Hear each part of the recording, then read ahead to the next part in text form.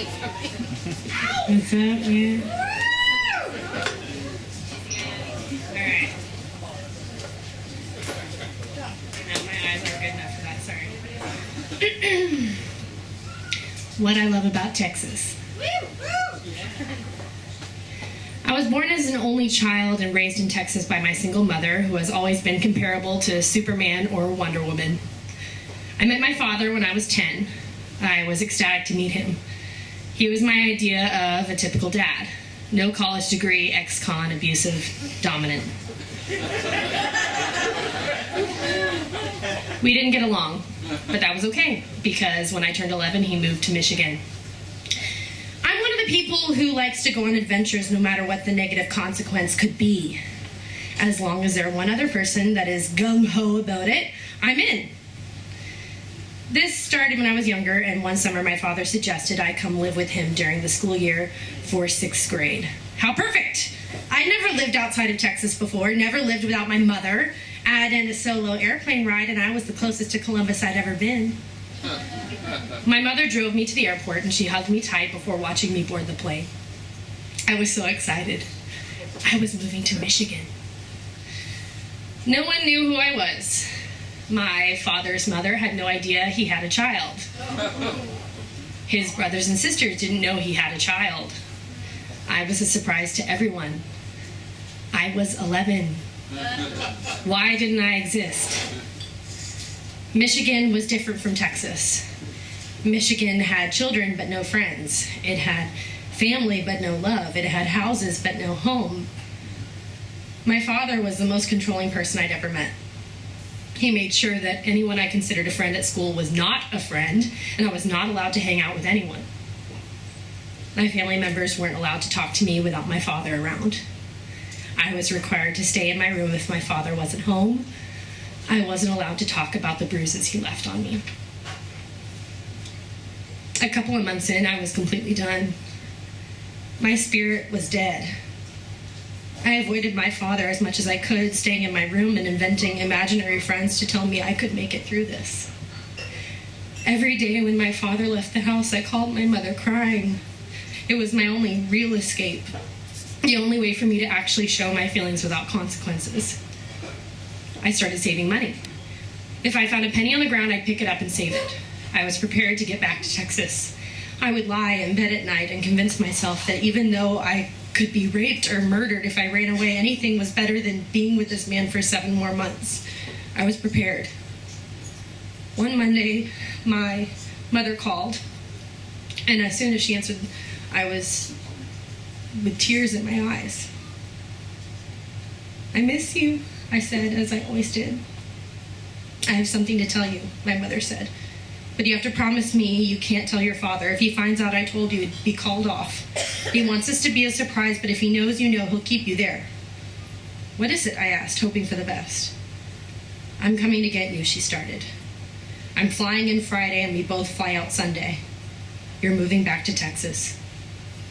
I almost shit myself. From the moment I stepped off the plane when moving to Michigan, this was the first time I had hope in my soul. I couldn't wait. That week lasted longer than my entire stay there, but I woke up Friday with a pep in my step and a smile on my face. My father still hadn't told me anything. He still planned it for a surprise.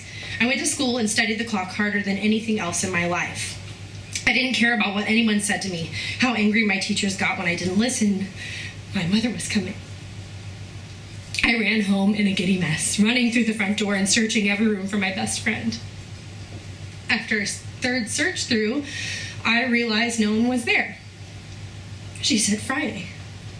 She wasn't there. My heart immediately dropped to my stomach. Maybe he knew that I knew. Maybe he got mad and told her she'd never be able to see me again. Maybe I was stuck here. No. I ran to my room and immediately started packing my prized possessions. I cried as I packed my favorite book, my blanket my mother gave me before I moved here, the box full of change I had saved for 2 months. I'd recently counted it, and I had $22, and I was pretty sure that could get me all the way to Texas, all the way out of this hell. I cried for my mother not being there. I let myself cry out in fear of running away, but I knew I had no choice. I cried in fear of my father getting home before I could leave. I heard a door open and close downstairs and my father call my name. I wiped my face and ran down. He told me to get in the car, that we needed to run an errand. Where are we going, Dad? His name still awkward on my tongue. We have to go to the airport to pick up your ticket for June. I got a good deal on them and we have to personally pick them up early. I couldn't believe it.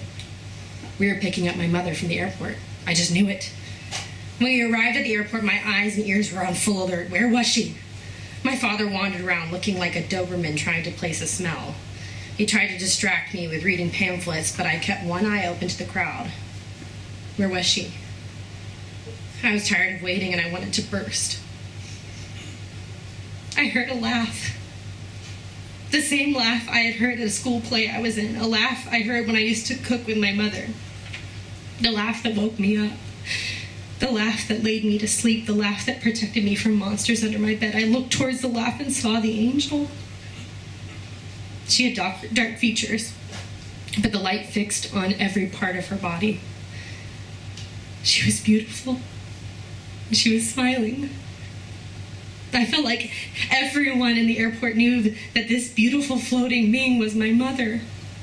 I was her daughter and we were reunited. But she didn't see me. And my father didn't see her, and he grabbed my hand to walk in the opposite direction of her. What do?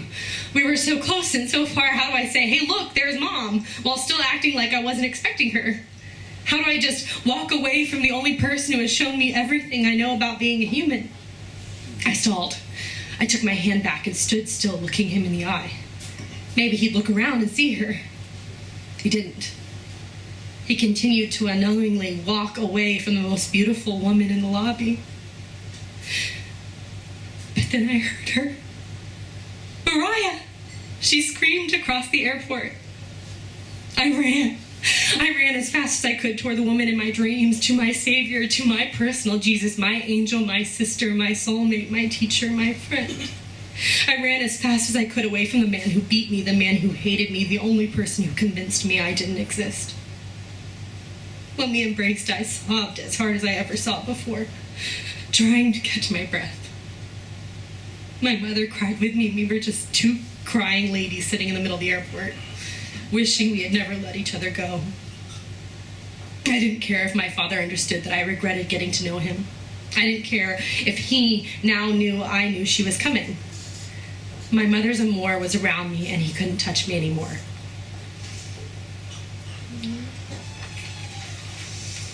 When we finally got back to Texas, I couldn't have been more happy.